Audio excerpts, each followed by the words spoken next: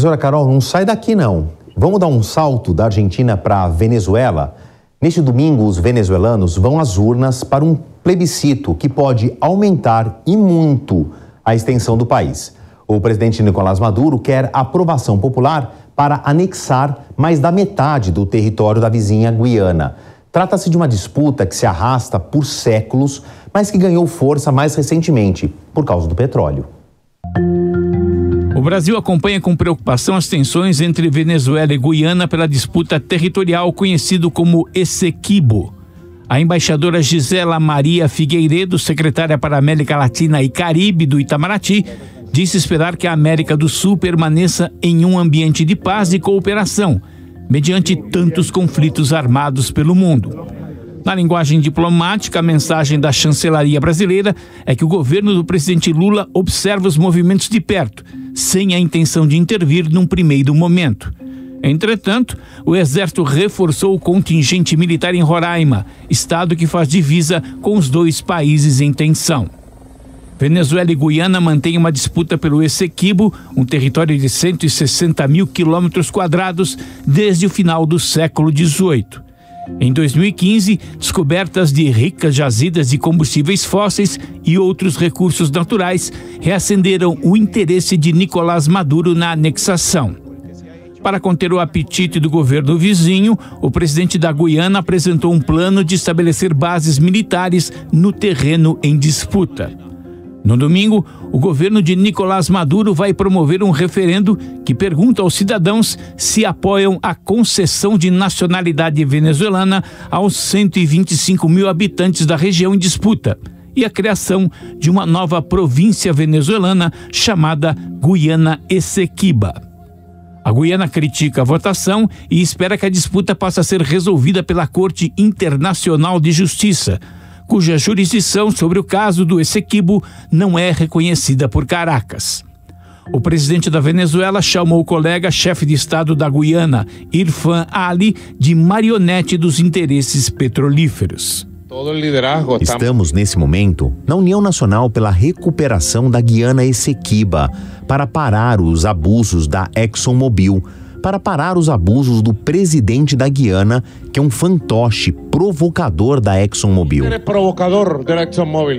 Um dos incentivadores dessa disputa, que estava adormecida há um bom tempo, está relacionado a uma descoberta de 2015.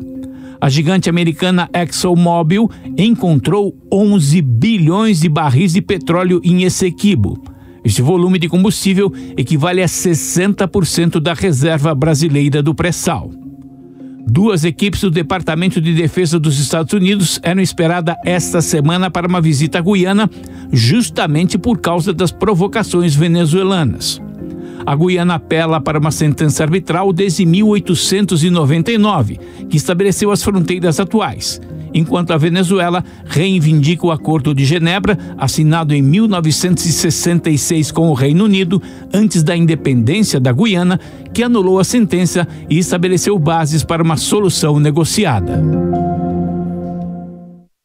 Eu concordo que Guiana, Essequibo, não faz muito parte ali do nosso inconsciente da geografia da América do Sul. Então eu fiz um mapa. Tá aqui, ó. O que a Venezuela pretende, estes mais de 160 mil quilômetros que pertencem à Guiana, ali mais ou menos, mas já foram da Venezuela e tudo mais, riquíssimas em substratos no subsolo, petróleo e minério.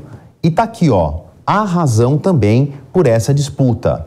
O Brasil está se colocando aqui como um observador. Ao sul, fazemos fronteira com os dois territórios. Por enquanto, o Itamaraty tenta uma via diplomática, mas o Exército Brasileiro já reforçou tropas ali caso a chapa venha esquentar. A Venezuela convocou um referendo para este domingo e também reforçou militares, assim como a Guiana também aumentou uma força de proteção. Só que a Guiana é muito menor do que a Venezuela e muito menos militarizada.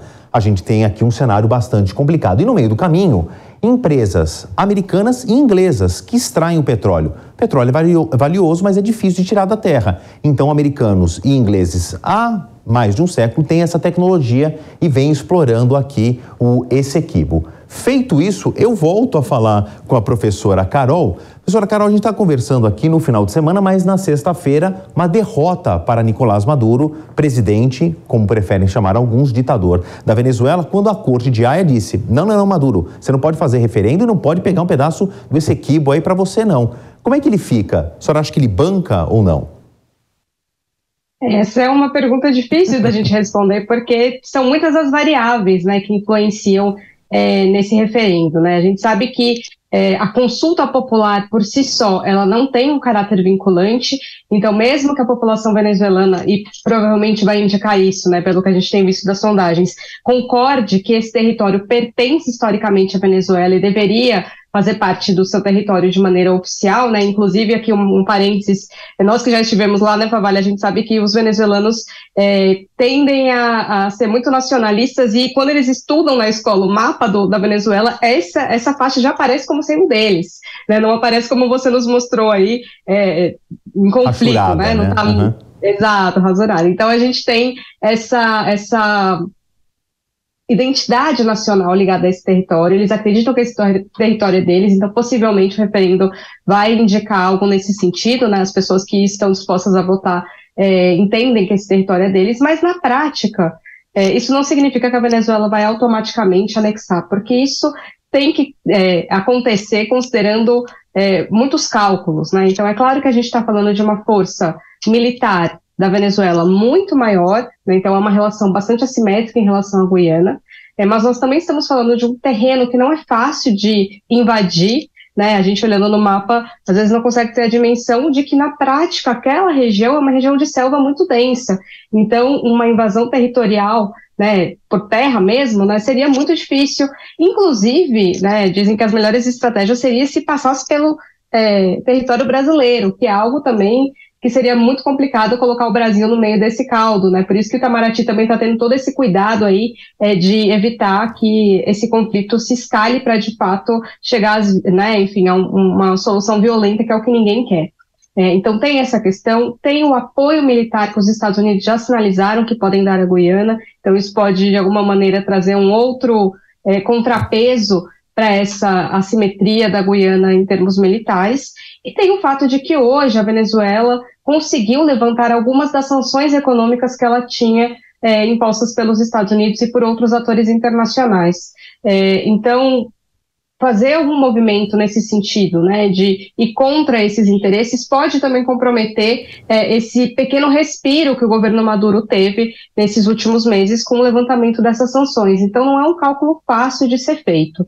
Me parece, né, se me for possível conjecturar um pouco, que o Maduro está tentando conseguir, na comunidade internacional, demonstrar que ele tem algum grau de legitimidade junto à sua população. Né? Ou seja, ele vai apontar para algo assim, olha, a soberania do povo venezuelano indica que esse território é nosso e eu represento essa vontade. E isso não é totalmente descolado da realidade. Esse é um dos poucos temas no país que não polariza a população, que não divide. Então, até antichavistas, antimaduristas, tem essa crença, né, de que esse território, do ponto de vista histórico, pertence à Venezuela. Então, pode ser muito mais um cálculo político interno do que, de fato, uma empreitada externa que levaria muitos riscos, tanto para a Venezuela quanto para nós que estamos aqui, né? Não nos interessa ter um conflito militar na nossa fronteira.